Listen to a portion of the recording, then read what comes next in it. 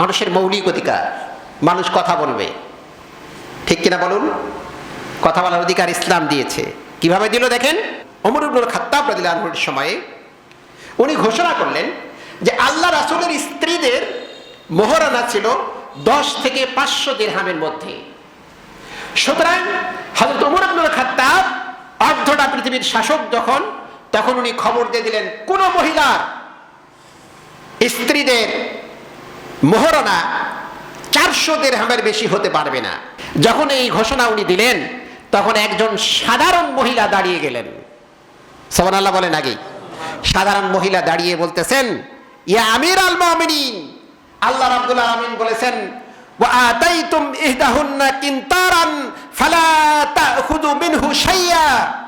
সূরাতুন নিসার 20 নম্বর আয়াত।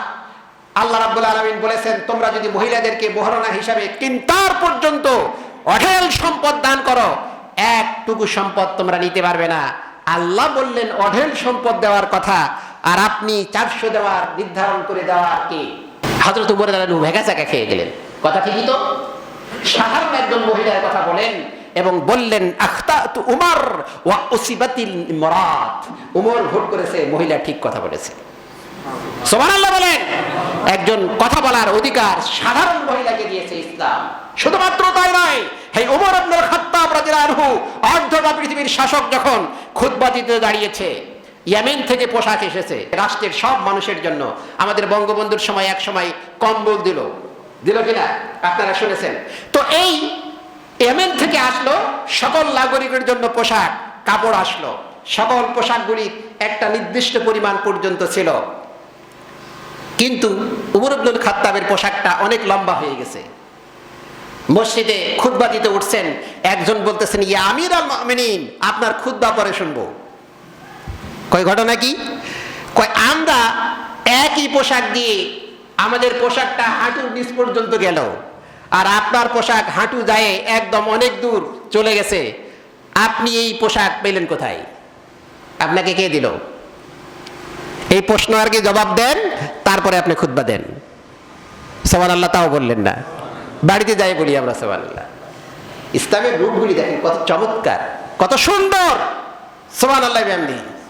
ওমর ইবনুল খাত্তাব বললেন, ওগো মুসাল্লি, আমার অংশে যেটি, আমি একজন মানুষ হিসাবে আমার যতটুকু পোশাক আমি ততটুকুই পেয়েছি, কিন্তু আমার ছেলে আব্দুল্লাহ, এই আব্দুল্লাহ তার যে অংশটুকু ছিল আমি খুতবা দেই, এই জন্য সে দয়া করে আমাকে মায়া করে তার অংশটুকু দিয়েছে, এই জন্য আমার জামাটা লম্বা হয়ে গেছে।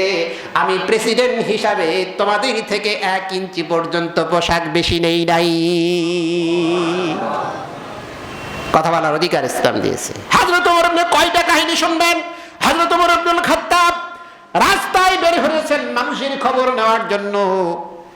প্রত্যন্ত অঞ্চলে চলে গেছেন। একজন বৃদ্ধা মহিলার কাছে বলতেছেন, উনি তো ওমরকে চিনেন না, যাই বলতেছেন মা তুমি কেমন আছো? বললেন প্রচন্ড খারাপ আছি, এই দেশের শাসক ওমর আমার খবর নাই না, আমি যদি তাকে দেখতে পেতাম তাহলে প্রচন্ড ভাবে তার উপর থেকে আমি জরিমানা আরোপ করতাম, আমার খবর কেন নাই? কার সামনে বলতেছে? অর্ধটা পৃথিবীর শাসক হযরত ওমর তার সামনে দাঁড়ায়। উনি বললেন মা তুমি ওমরের কাছে কি দাবি করতে, কি নিতে? গ্রামের মহিলা কত দূরই আর বলবে।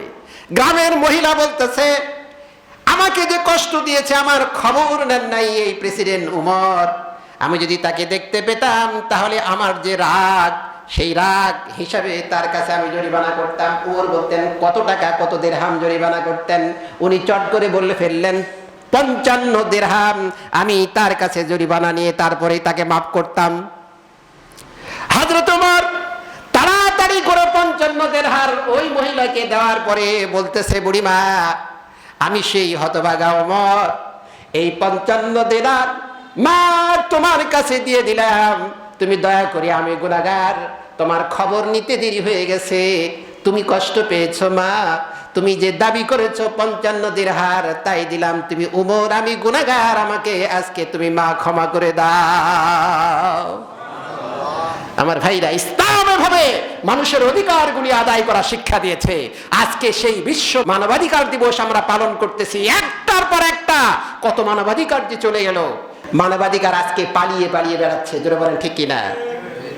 আজকে সে মানবাধিকার নাই।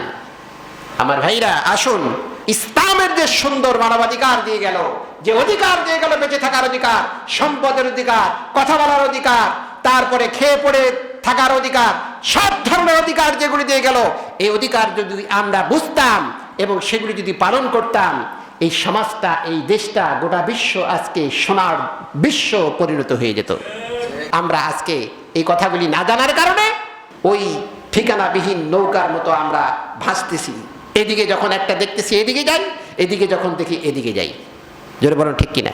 আল্লাহ রাব্বুল আলামিন আমাকে সহ সকলকে এই কথাগুলি বোঝার তৌফিক দান করুক। আমরা সকলে বলি আমিন। হাযা মা ইলমু ইনদাল্লাহ আলাইহি তাওয়াক্কালতু ইলাইহি হুনিব। আসসালামু আলাইকুম ওয়া রাহমাতুল্লাহ।